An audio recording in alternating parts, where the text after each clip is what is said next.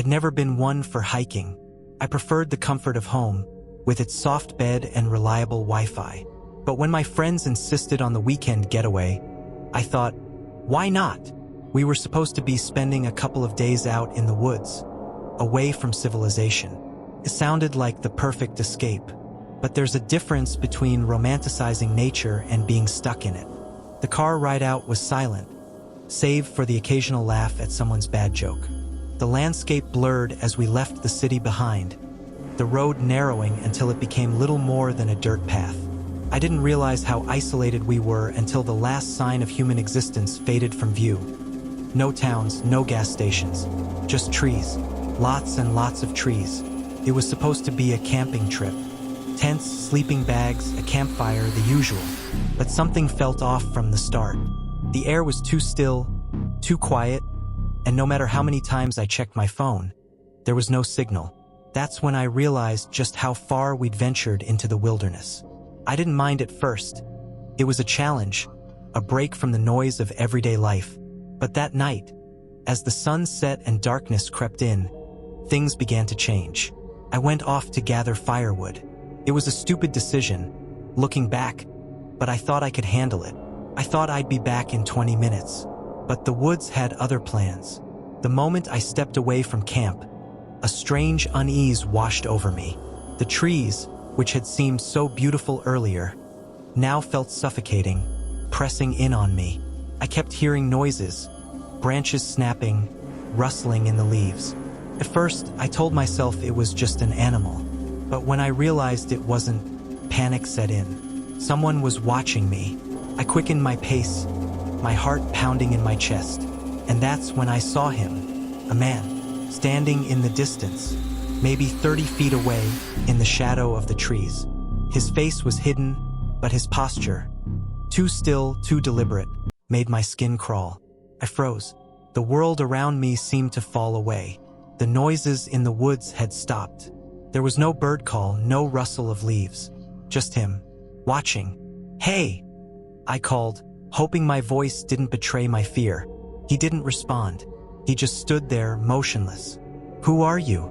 I asked, taking a slow step back. Still no answer. I turned and bolted back toward the camp. My breath was ragged, panic overtaking every rational thought. I didn't stop running until I reached the edge of the campsite, but when I turned around, the man was gone. "Where's the firewood?" my friend asked, noticing my frantic state.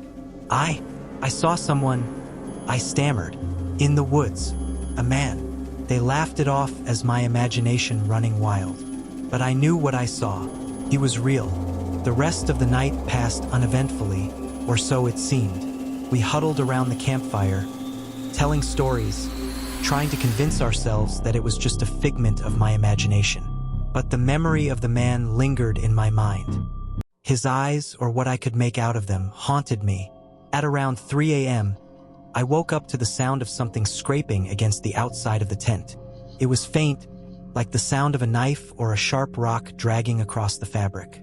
My heart leapt into my throat as I froze, straining to hear. I wasn't imagining it. Someone was outside. I could feel my heartbeat in my ears, each thump a reminder of the danger I could feel lurking nearby. I reached for my flashlight, careful not to make a sound.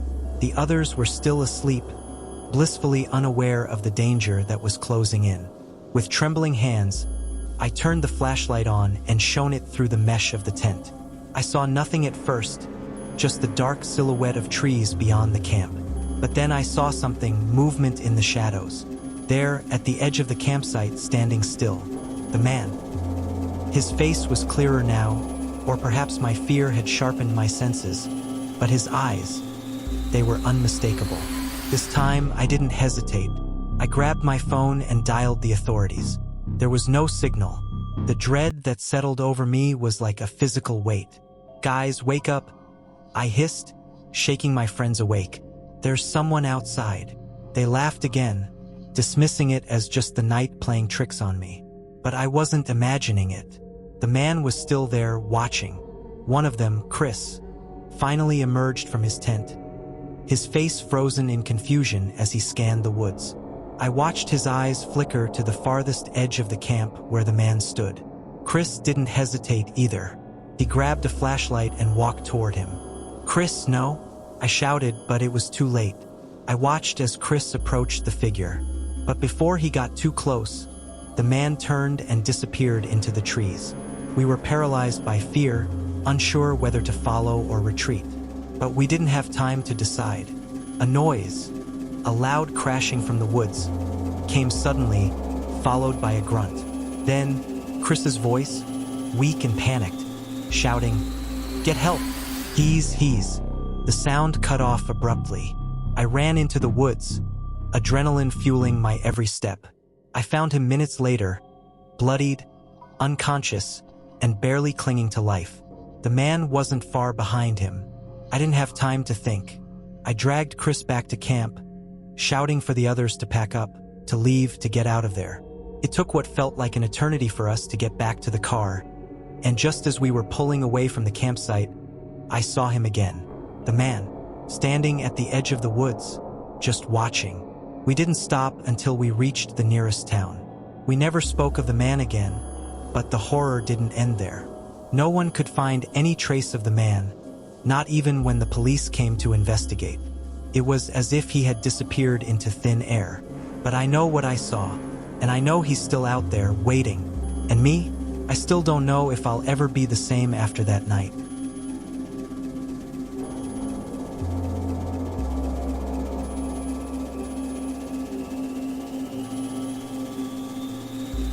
I never imagined I'd find myself in the middle of nowhere.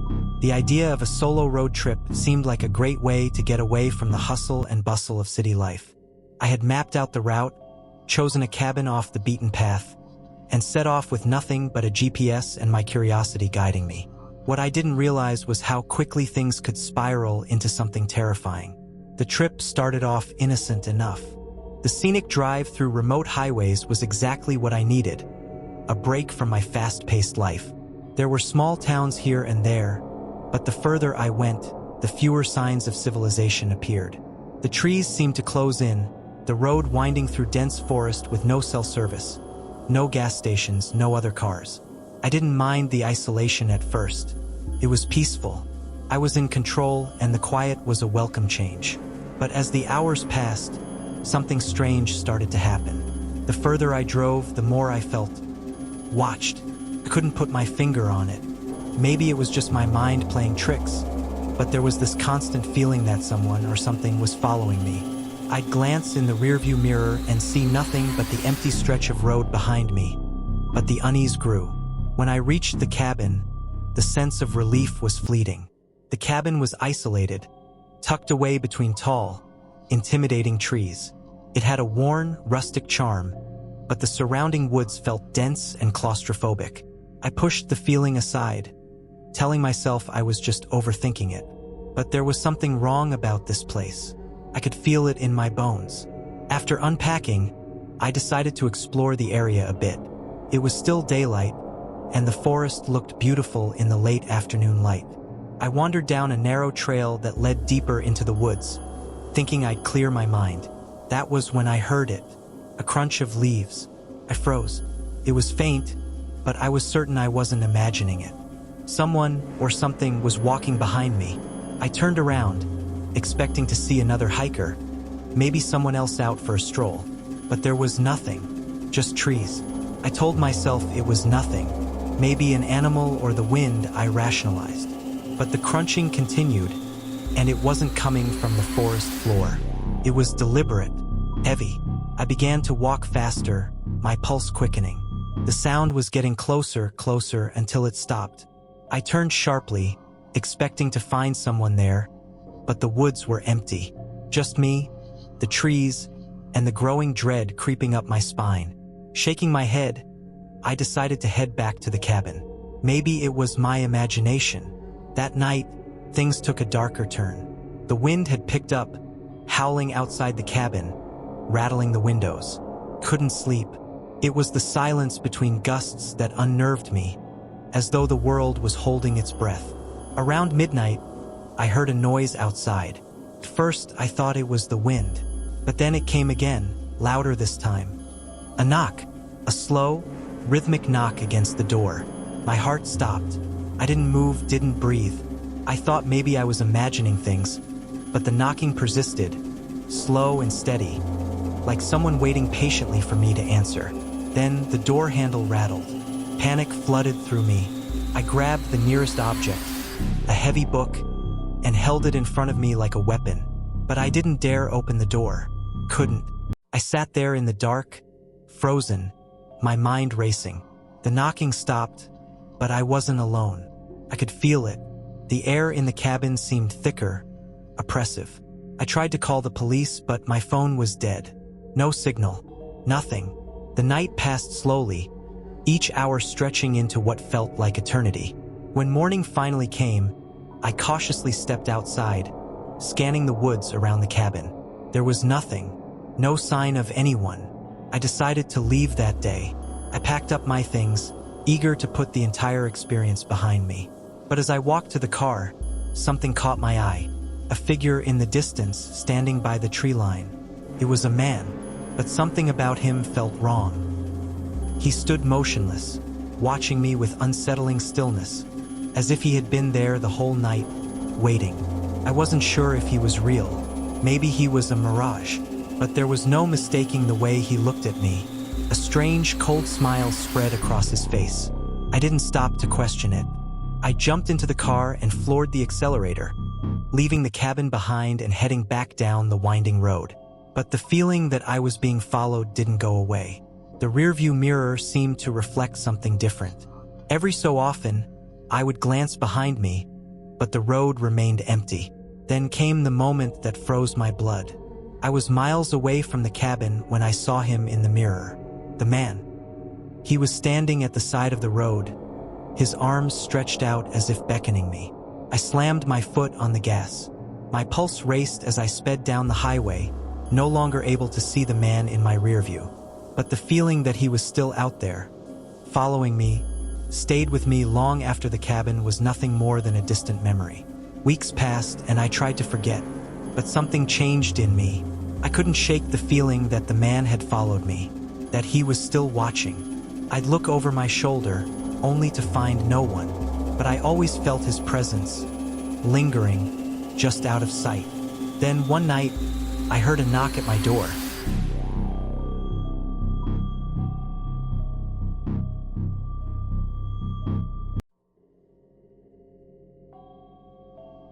I never believed in the kind of stories people told around campfires. Ghosts, monsters, things that go bump in the night, those were just fabrications meant to entertain. But that was before I made the mistake of taking that road trip. It wasn't supposed to be an adventure, just a weekend getaway. I was burned out from work, fed up with the constant noise of the city, and all I wanted was a break. Some time away from people, from everything. My plan was simple. Rent a cabin in the middle of nowhere, far from the hustle of life, and enjoy a few quiet days in solitude. The cabin was isolated, tucked deep in the mountains, miles from the nearest town. The perfect escape for anyone looking for peace. As I turned off the paved road and onto the dirt path leading up to the cabin, the last signs of civilization disappeared behind me. No cars, no houses, not even the hum of electricity, just trees.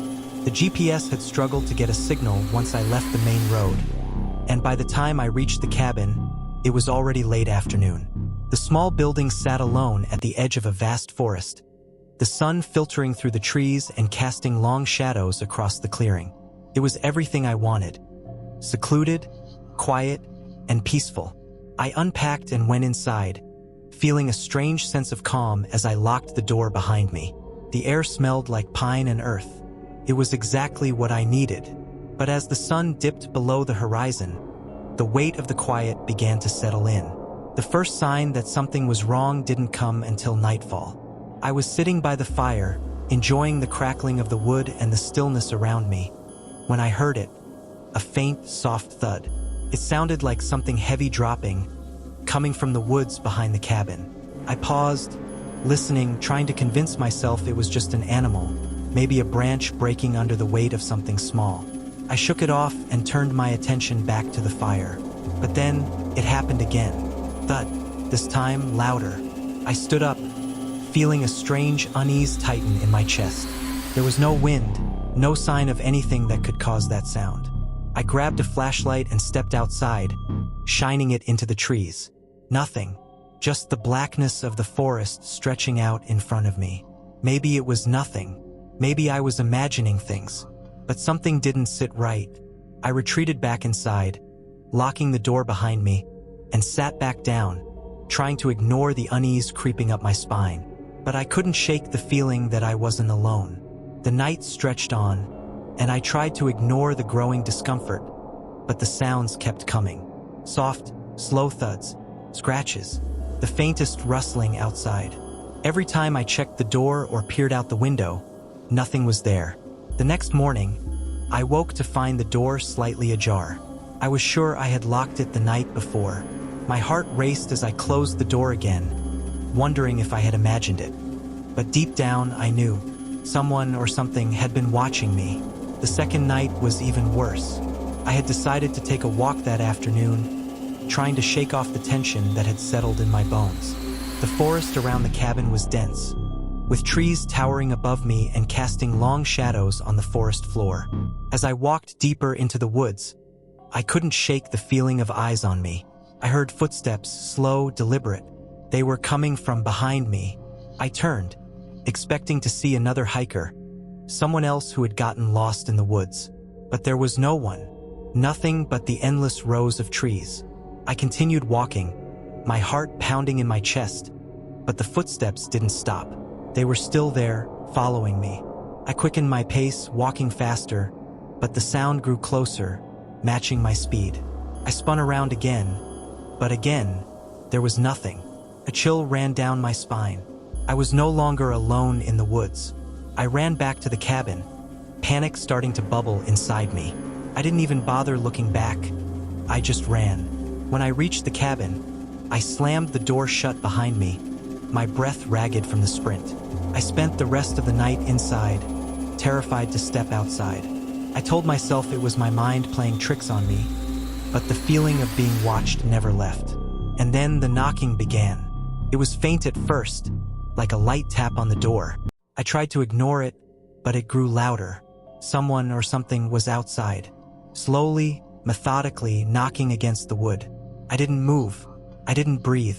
The knocking stopped, but the unease lingered. Then came the sound of something dragging against the ground, something heavy, scraping. I crept to the window and looked outside, but all I could see was darkness. I didn't know who or what was out there, but I knew I had to leave.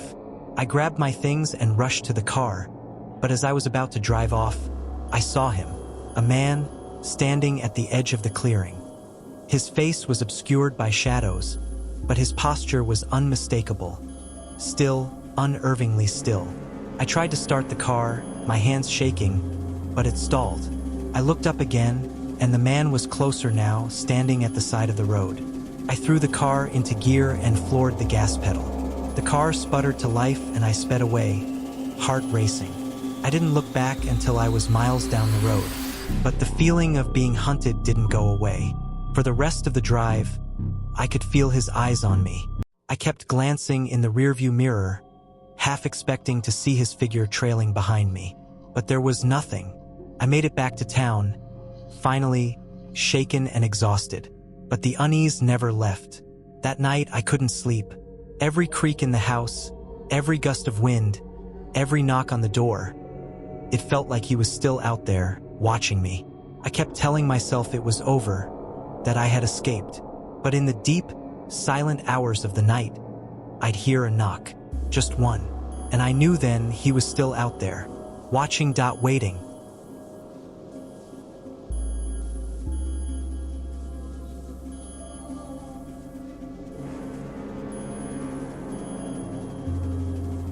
Hey everyone, I hope you're enjoying the content.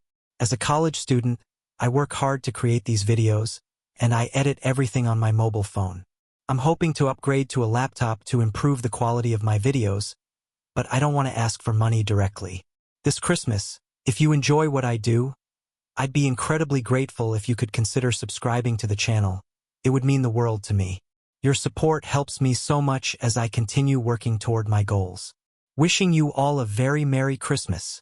May this festive season bring you joy and warmth. Thanks again for your support, and stay tuned for more.